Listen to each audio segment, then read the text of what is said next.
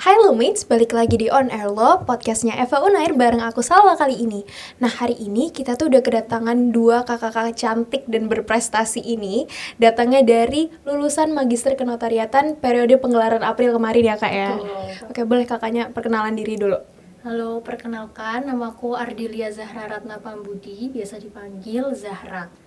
Halo teman-teman semua, aku Febiana Anissa Rahmawati, biasa dipanggil Febi. Oke, salam kenal Kak Zara dan Kak Feby. Gimana hari ini kesibukannya apa? Capek atau gimana? Capek bekerja ya, capek. Berarti kakaknya bekerja ya, sudah bekerja ya Iya, sekarang betul. ini.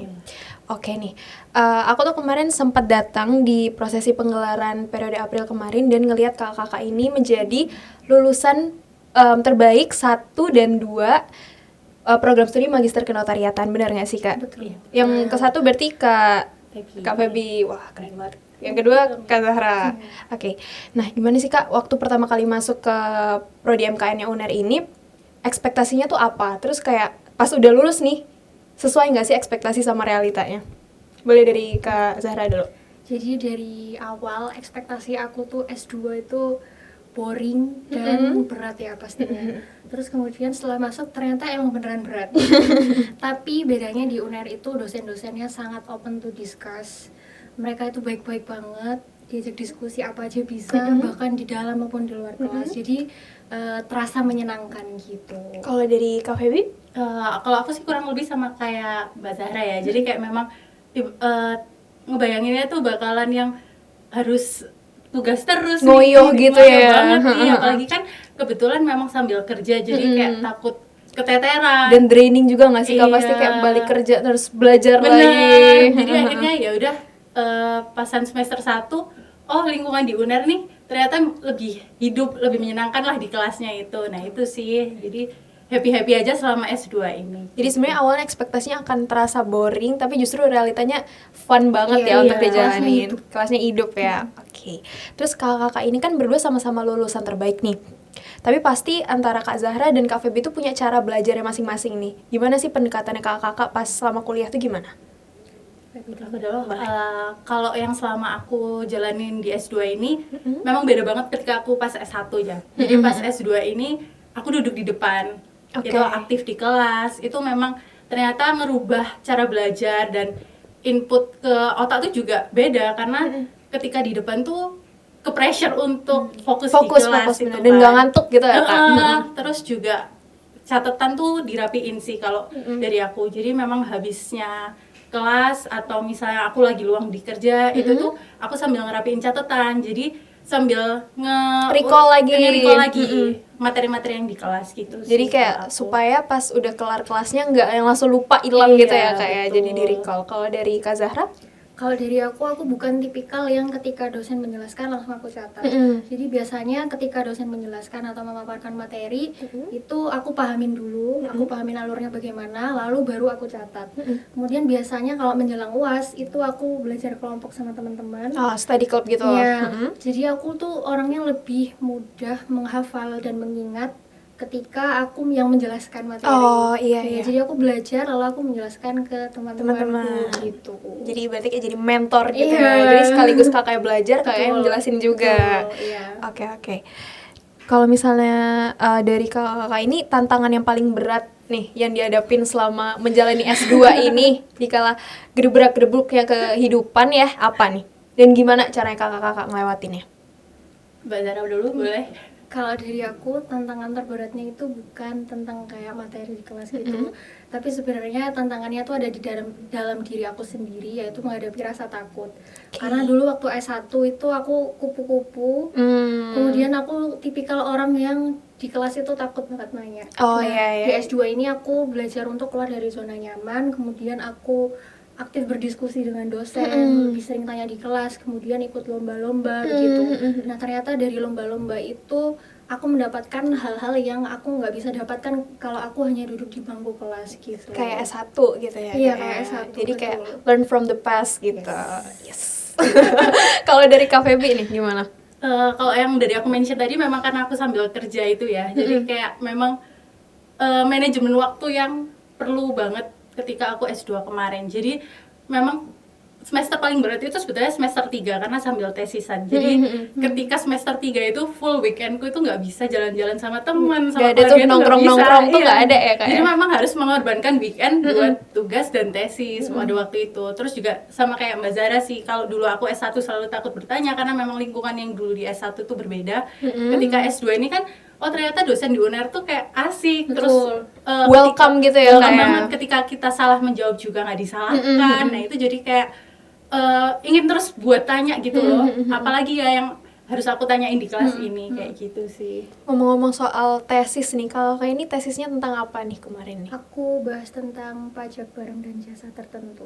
Kalau dari Kak Feby? Aku bahas tentang jaminan fidusia. Oke, jujur belum ngerti.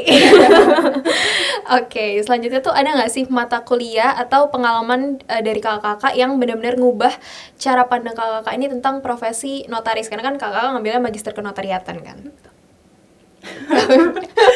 Kalau aku mungkin ketika aku lomba kemarin ya, itu kayak ternyata notaris tuh seberat itu loh guys. Kalau misalnya dapat, kalau selama ini kan bayangannya notaris buat perjanjian yang itu aja, tapi ternyata notaris buat akte yang dari nol nih, yang nggak pernah ada di bayangan kita buat bikin akte itu, perjanjian itu aja kayak baru pertama kali dengar. Jadi kayak kalau buat jadi notaris nih memang harus banyak pengetahuan tentang perjanjian, dan itu salah satunya bisa lewat mata kuliah Kapita Selekta Perjanjian ya Kak ya. Gitu. Itu sih harus wajib diambil selama S2. MKN. Oke, kalau dari Kak Zahra? Kalau dari aku adalah next stepnya dari kapsul perjanjian, yaitu analisis perancangan kontrak bisnis. Oke. Karena dosennya juga enak diajak diskusi, yaitu Pak Gansan. Prof. Shout out. Terima kasih shout out Pak Gansan. Di situ aku benar-benar belajar bahwa jadi notaris itu nggak bisa loh hanya mengandalkan template atau draft aja. Karena kita harus benar-benar ngerti kasusnya, kemudian dasar hukumnya seperti apa, kemudian gimana sih supaya para pihak ini terlindungi kepentingannya gitu. Oke.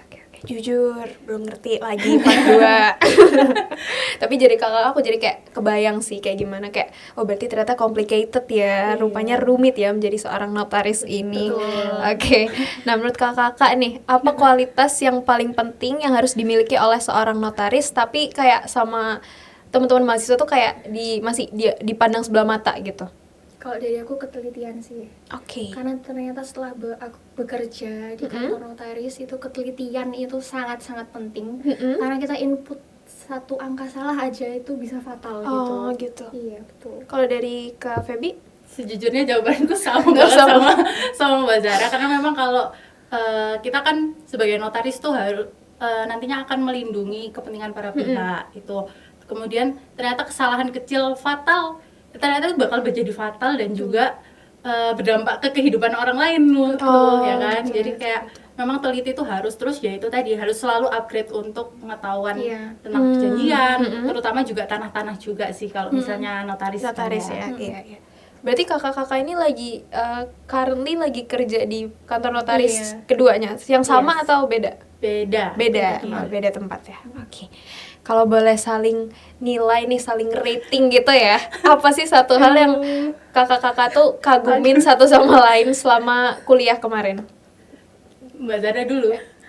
Aku dulu ya. Boleh Kak Zara dulu deh, Kalau aku ngeliat Feby, jujur aku kenal deket sama Feby itu ketika lomba kemarin, lomba di Pekan Notaris UI. Feby itu orangnya ambisius, tekadnya benar-benar kuat banget. Wah, ini kepalanya nggak cukup nih. Bantalnya nggak cukup nih. Ketika under pressure, yang aku salut dan kagum banget adalah ketika under pressure dia itu emosinya selalu stabil. Jadi dia nggak pernah panik dan nggak yang kelabakan sebagainya. Berkebalikan dengan aku. Oke. Kayak yin and yang. Yin and yang. Oke. Soalnya kan orang kalau lagi pressure gitu biasanya temperamen ya, cenderung temperamen juga ya emosinya. Meskipun semalaman nggak tidur. Cheerful. Ceria. Emosinya stabil gitu loh, keren banget sumpah. Kalau misalnya dari Kak Feby nih ke Kak Zahra. Kalau aku, aduh. jangan nangis dulu ya. Kalau aku sih kalau melihat Mbak Zara ya, memang detail oriented banget. Terus juga kalau salah satu teman favorit buat diskusi ini Mbak Zahra sih, karena memang Love berdua gitu. Bukan salah. juga Mbak Zahra nih, aku kenapa ketika Mbak Zahra satu kelompok sama aku tuh pas lomba kemarin itu kayak yang, oh kenapa ini alasan Mbak Zahra sering menang lomba nih, karena memang pertama detail oriented juga, kemudian juga berpikirnya juga kritis. Misal aku belum sampai nih ke tahap itu untuk berpikirnya, tapi Mbak Zahra tuh sudah melewati beberapa hal Sudah itu sih. visioner gitu. Iya, visioner, benar itu. Illuser dong love-nya Kak. Tapi nih aku jadi penasaran. Berarti Kak Zahra sama Kak Feby pernah ikut lomba bareng? Yes. Lomba apa tuh kalau boleh tahu? Pekan Notaris di UI. Oh, itu. Terus itu satu tim atau individu atau gimana? Satu tim kami. Berlima. Oh, berlima sama beberapa teman yang lain. Iya. Terus hasilnya Alhamdulillah juara satu. respect. Hashtag gak nyongkol ya. Alhamdulillah. Oh, boleh sih. Tentang apa tuh Kak lombanya? Kalau boleh tahu. Sekalian kita ulik juga nih lombanya ini. Kemarin sih buat akte perjanjian kerjasama operasional itu sih. Kalau memang di praktek tuh jarang banget. Tapi pas kemarin dapet, Masya Allah soalnya susah banget Oh, gitu. Betul. Terus tapi ya alhamdulillah di UNER ini kan selalu dibimbing, terus dikasih mentor sama notaris asli juga. Oh, langsung gitu. yang Kalau misalnya ada profesi. dosen pembimbingnya di sini siapa Kak? Waktu kemarin. Pak Wimpri. Pak Wimpri Oh. itu yang notarisnya, kemudian Oke. Pak Gansam untuk Gansam. koreksi klausa-klausanya, Dian. Pak Dian itu juga bantu Pak Wimpri. Gitu. Jadi pulang-pulang dari UI membawa prestasi. Iya. Alhamdulillah penutupan. Tidak pulang dengan tangan kosong. Oh iya, itu berarti bulan apa itu kemarin? Februari. Oh, berarti 2026 ini ya? Iya, baru aja. Berarti Baru banget. kayak benar-benar sebelum penggelaran ya? Betul. Kan? Iya. Tapi itu udah kelar semuanya ya Kak ya? Atau tinggal nunggu penggelaran atau? Udah kelar sih ya. Udah kelar, Udah tinggal- dinyatain lulus Udah dinyatakan lulus. Oh iya, oh gitu. Cuman alhamdulillah masih bisa Diberikan ikut iya, juga. ini dedikasi terakhir. Dedikasi terakhir. Izin. Oke. Nah, terakhir nih Kak, satu pesan penting buat teman-teman yang entah lagi menempuh S1 di FH UNER ini atau magister kenotariatan juga kayak kakak-kakak ini. Kalau dari aku sih sebetulnya memang jangan pasif di kelas, karena 1,5 tahun tuh ternyata kerasa cepet banget. Bener. Jadi kayak maksimalin banget ketika bisa diskusi sama dosen, ketika di kelas tuh cobalah cari pertanyaan-pertanyaan yang, karena di prakteknya itu lebih kompleks daripada duduk di kelas itu sih. Kemudian juga yang penting aktif dalam ikut lomba, itu juga salah satu kunci supaya kita lebih upgrade sih gitu. Supaya bisa jadi lulusan terbaik itu Amin. maksudnya. Kalau dari Kak Zahra boleh? Sebenarnya mirip-mirip sama Feby. Nggak boleh mirip. Oke. Pokoknya tuh banyak-banyak eksplorasi dunia di luar kelas. Oke. Kemudian ketika di dalam kelas manfaatkan privilege dosen-dosen UNER yang Betul. sangat open to discuss itu. Love banget dosen-dosen UNER.